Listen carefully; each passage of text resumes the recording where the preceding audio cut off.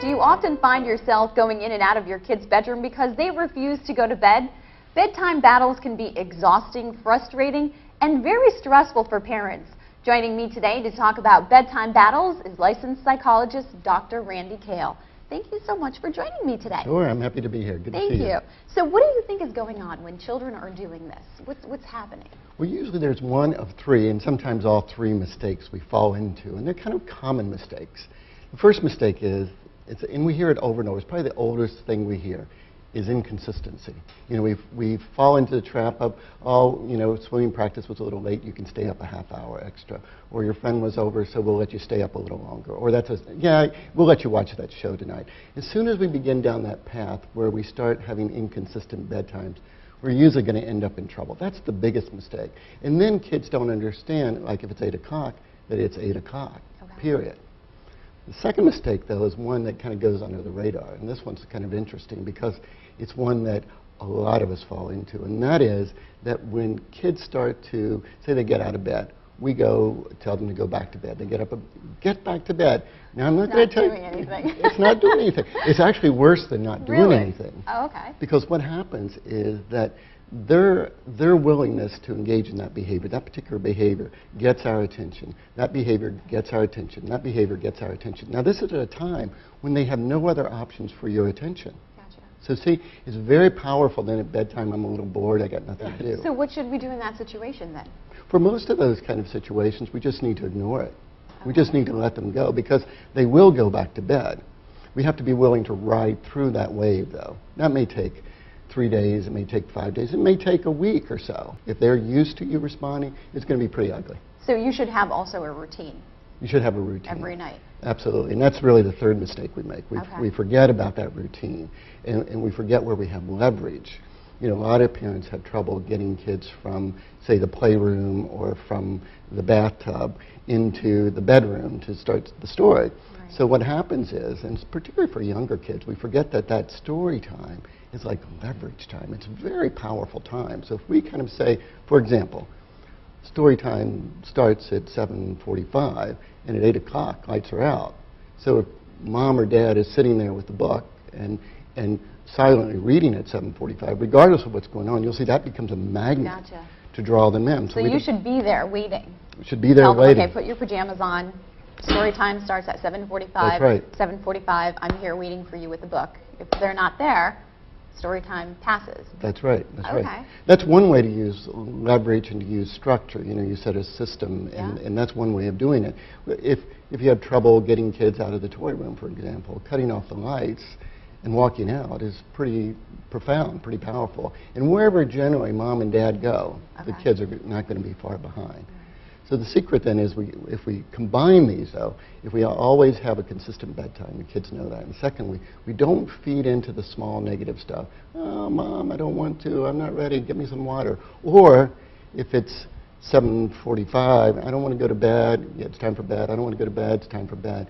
See, those are all ways of feeding into those negative patterns, and those patterns then expand over time. So we have to make sure we honor that. Don't feed into the little stuff. And thirdly, we never want to give up our leverage. We want to make sure we use structure and have systems. And there's more to that discussion, but we kind of introduced it. So that we're in control as parents, not them. Right, that's right. Well, you know, you hit upon a key point there, which is that if we try to control our kids, and you often see this with words, we see that's not very effective. If we use a system and we control the goodies, we control the structure, we control our behavior, we see that kids learn from that. It's an important insight. Thank you so much for joining me. That was great advice. Sure. Thank you.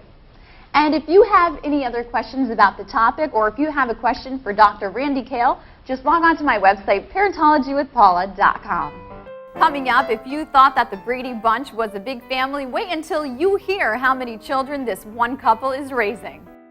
Tiny Tots Tea Room in Clifton Park offers princess birthday parties and a themed princess summer camp. They also have a fantastic indoor play space and cafe and a red carpet to make your child feel special. Get more information online at tinytotstearoom.com. Tiny Tots Learning Center in Clifton Park has preschool, tot classes, and summer camp for kids between 2 and 6. For all schedules, classes, and registration, stop by Tiny Tots at Plaza 8 just off Exit 8 of the Northway or check online at tinytotstearoom.com.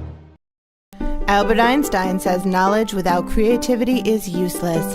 And here at ABC Nursery School at 13 Old Route 146 in Clifton Park, we couldn't agree more.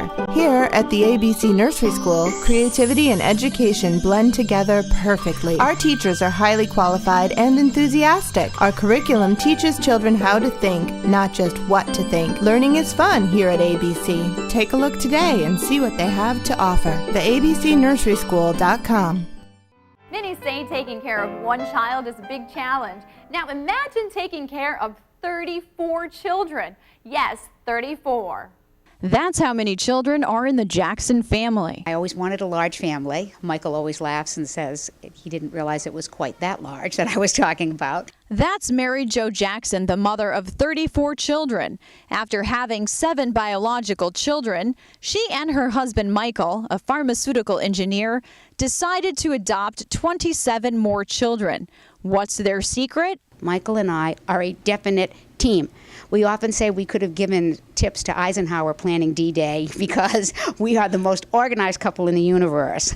Mary Jo says she takes one day at a time. Most of the children are physically, mentally, or emotionally challenged in some way.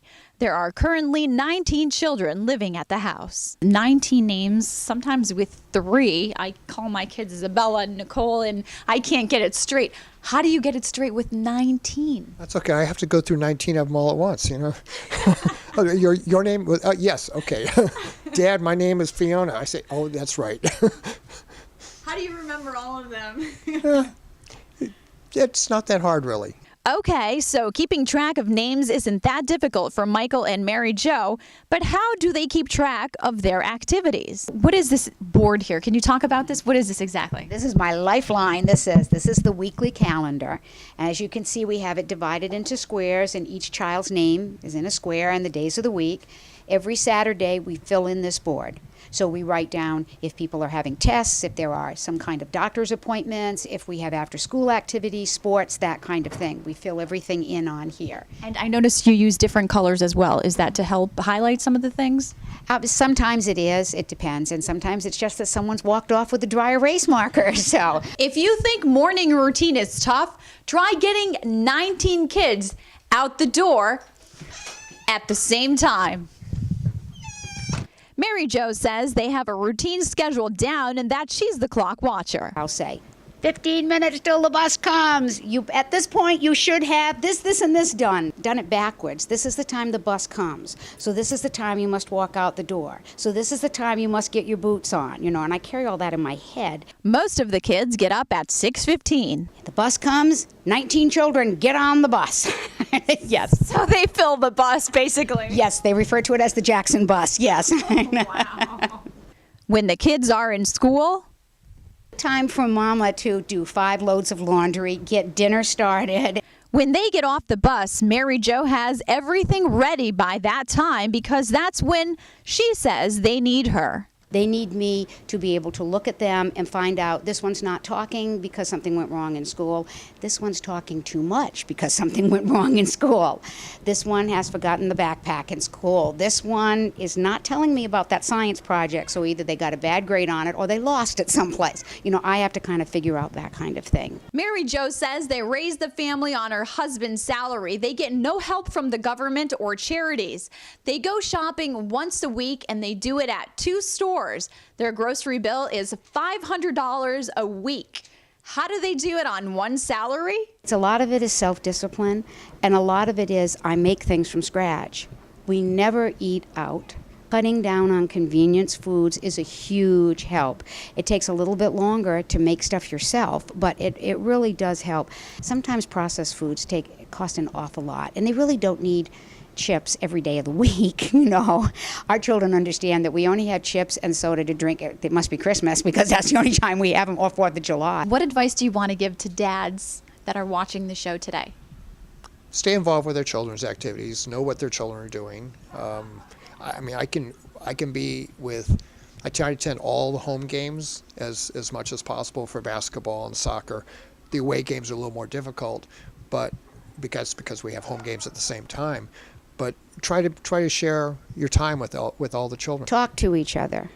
and talk with real words. Don't expect the other to kind of pick up on what you're saying without you being absolutely straight about it. Talk to each other as if you're 3-year-olds, that have to have everything set out, and come to a consensus. Worst thing for children is when they know their parents are not in consensus about something. It's very frightening to children. They want to know that the adults in their lives are together and are supportive. While talking to Mary Jo, there was only one thing that she wished was different. So I decided to reach out to a local business. For over 30 years, Coca's Appliances has believed in being a good neighbor and helping out whenever and wherever we can. Because of all Mary Jo is doing to improve the lives of these children, we'd like to make her life at least somewhat easier by presenting her with this Maytag dryer. In addition, we realize that laundry isn't the only daily struggle this family endures, so we'd like to also present them with a $250 gift certificate that they can use at any Price Chopper supermarket. If you want to learn more about the Jacksons, just log on to my website, parentologywithpaula.com. Coming up, how you can find fun things to do with your children at any time. Quick Response Restoration on Route 9 in Clifton Park. You've seen their holiday light display. Well, they can handle all your fire, smoke, flooding, and sewage restoration needs too. Over a decade serving the Capital District. 899-7090.